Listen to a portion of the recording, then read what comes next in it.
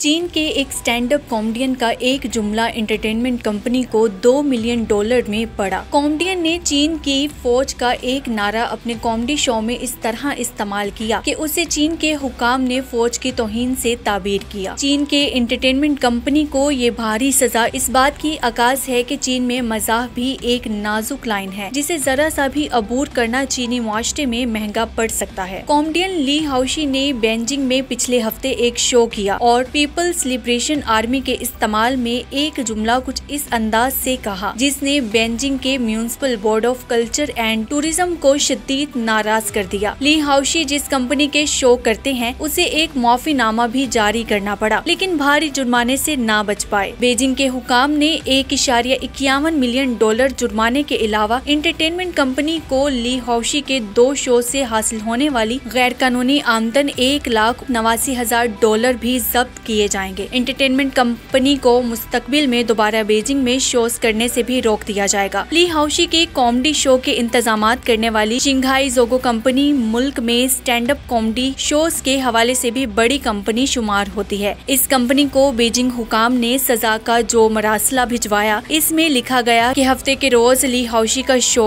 Peoples liberation army की संगीन नौयत की तौहीन और बड़े समाजी असरात वाली साजिश पर मुश्तमिल था। किसी भी कंपनी या फर्द को इजाजत नहीं दी जा सकती कि वो चीन के दारुल हुकूमत में एक स्टेज पर पीपल लिबरेशन आर्मी के शानदार इमेज को बेबुनियाद तौर पर बदनाम करे। फौज के लिए अवाम के गहरे जज्बात को मजरूह करने की इजाजत नहीं दी जाएगी। कभी भी संजीदा मौज़ूआत को तफरीह में बदलने की भी इजाजत नहीं दी जा सकती।